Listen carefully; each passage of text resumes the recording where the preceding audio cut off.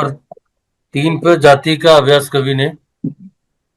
तो सबसे पहले मैं अपना इंट्रोडक्शन दे देता हूँ।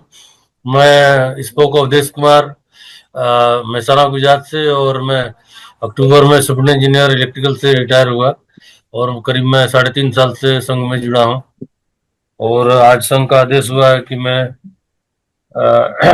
ये अपना जाति का अभ्यास कवि ने अपना वक्तव्य रखूं। तो समण संघ के 10 जो गोल्डन रूल है उसमें सबसे पहला है केवल समण, दूसरा है चंदा कवि ने, तीसरा है जाति का अभ्यास कवि ने, चौथा है केवल संघवाद, पांचवा है पद प्रतिष्ठा मंचमाला कवि ने, छठवां है पंजीकरण कवि ने, सातवां है संघाधिदेश सबसे ऊपर, आठवां है संघ राजनीति में कभी नहीं जाएगा, नौवां है संघ घातक की आपसी कभी नहीं, 10वां है उपरोक्त 9 विनय संघ का आधार है, ये ना कभी बदले जाएंगे, ये ना कभी खत्म किए जाएंगे और ना ये कभी अमान्य किए जाएंगे। और आज जो है, जो मुझे वक्तव्य देना है वो जाति का अभ्यास कवि ने। तो बुद्ध के ऐतिहासिक साहित्य में जाति, जात, वर्ण भेद, रंग भेद का जिक्र नहीं है। भारत में काल्पनिक साहित्य बनाने के बाद जाति के नाम इक्का दुक्का दिखाई देते हैं। पिछले 300 से 4 साल में ही जातियों की नाम दिखाई और सुनाई देते हैं। आप अगर ध्यान से दोगे तो आज लोग अपने नाम के पीछे जाति सूचक शब्द लिखते हैं। वह जाति सूचक शब्द 3 पीढ़ी पहले दिखाई नहीं देंगे। आजकल जाति सूचक इतिहास में ढूंढने से भी नहीं मिलते। जब समणों का संघ बिखरा तो जातियों में बदल गया। एक बात ध्यान देने की बात है कि समण लोगों का प्राचीनतम संघ बिखरा तो 6743 जातियों के नाम से जाना गया। बमणों ने सिर्फ बम, वर्ण या वर्ग है, वर्गों में जातियां नहीं, पर वर्गों में भेद है। वहां जाति के गुण धर्म नहीं है, क्योंकि बमणों की जाति नहीं होती। जो व्यक्ति जिस व्यवसाय को करता था, संघ टूटने के बाद उस टूटन का नाम उससे व्यवसाय पर ही जाना गया। व्यवसाय, पैदावार, उत्पन्न करना, उत्पत्ति को ही जात या जाति के नाम से पाली भाषा में जाना जाता है। क्योंकि बमण कोई उत्पादन नहीं करता, इसलिए उसकी कोई जाति नहीं होती, हो नहीं सकती। इससे स्पष्ट है कि जिस व्यक्ति की जाति है वो व्यक्ति मूल निवासी समण है और पुरातन समय से कुछ न कुछ उत्पन्न कर रहा है। भारत में जब समण थे तब यहाँ जातियां न वर्ण भेद रंग भेद था। कबीले थे, गांव थे, लोगों के नाम माता के नाम पर होते थे और सामाजिक पहचान कबीले के पहचान चीन कबीले के गोत्र से होती थी। बड़ी पहचान महाजन पद के नाम से होती थी, जिससे बड़ी पहचान समण के नाम से होती थी। तब न आजकल जैसी जाति थी, न जाति का अभ्यास। वही पुराना नियम समर संघ में थे। दुनिया में कहीं जाति का अभ्यास नहीं था, भारत में भी जाति का अभ्यास नहीं था।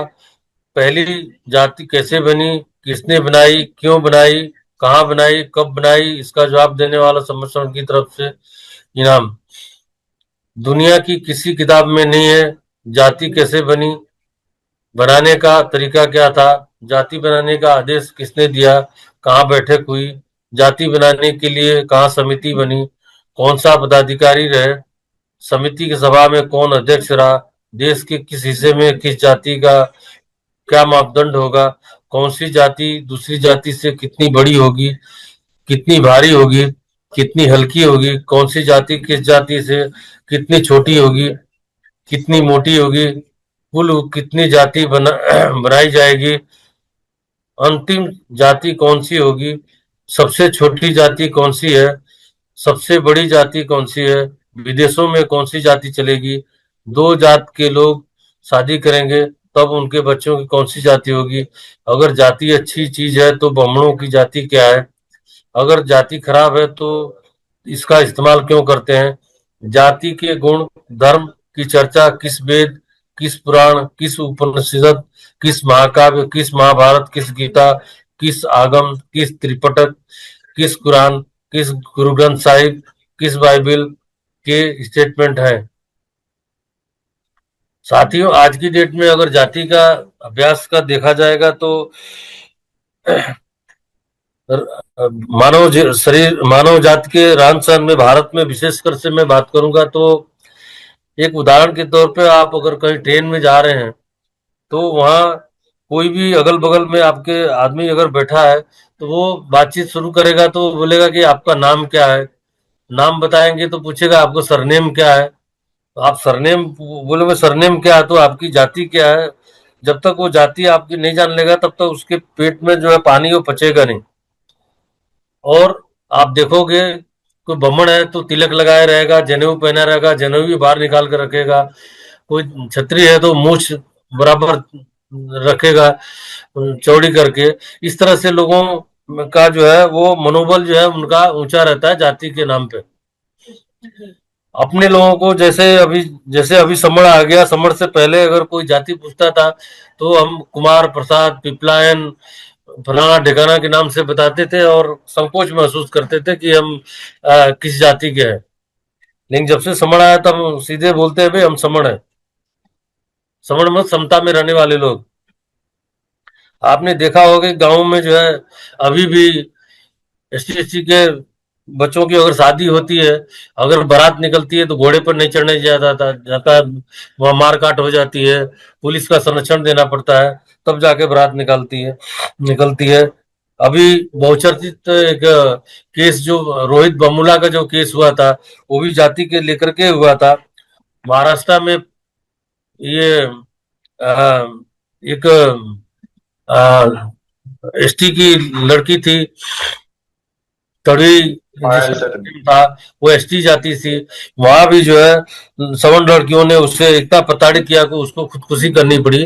तो आए दिन ऐसा जो है जाति के नाम से प्रताड़ना होती है। और इसका एक ही उपाय है, सबसे आज की डेट में एक ही उपाय है, आप हम समण बन जाओ, समण संघ में आ जाओ, एकजुट हो जाओ। आपको कोई प्रताड़ना नहीं करेगा, ना कोई आपके साथ कुछ एसटी एससी की एट्रोसिटीज होगी।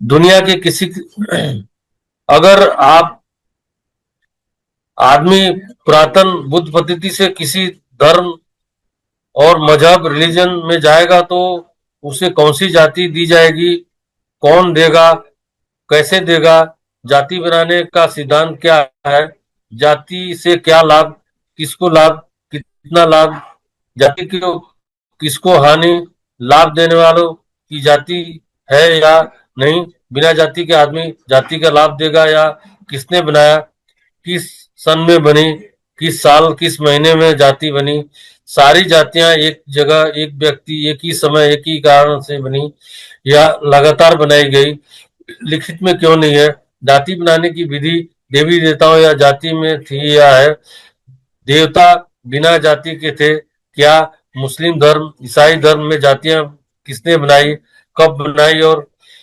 अभी भी हजारों प्रश्न बनते हैं। बाबा साहब डॉक्टर भीमराव अम्बेडकर ने जाति पर अब तक की सबसे बड़ी खोज की, बड़ी इतनी मेहनत के बाद लगभग खाली हाथ ही रहे। बस इतना ही जान पाए कि जाति मन की उपज है, हवा में होती है, जाति वास्तविकता नहीं है, जाति के लाभ हानि होते हैं। बस जो जाति का अभ्यास करता है उसकी जाति अजर अमर है, और जो जाति का अभ्यास नहीं करते उसकी जाति तुरंत खत्म हो जाती है। ये ठीक ऐसे ही है जैसे मानो तो देवता, न मानो तो पत्थर, जाति को मानोगे तो जाति है, नहीं मानोगे तो जाति नहीं है। इसी सिद्धांत को लेकर समर संघ के विनय नंबर 3 पास हुआ कि जाति अभ्यास कभी नहीं, और समर संघ में जाति का अभ्यास कभी नहीं, कभी कोई नहीं पूछता है। आप केवल एसटी और कन्वर्टेड माइनॉरिटीज और ओबीसी होनी चाहिए, उसके बाद कोई नहीं पूछता कि आप कौन है क्या है। तो आज मैं ये वक्तव्य में यही पूरी करता हूँ। और अगर मेरी इस वक्तव्य में कोई त्रुटि हो तो संघ से क्षमा चाहूंगा, क्षमा चाहूंगा, क्षमा चाहूंगा। संगम नाम है।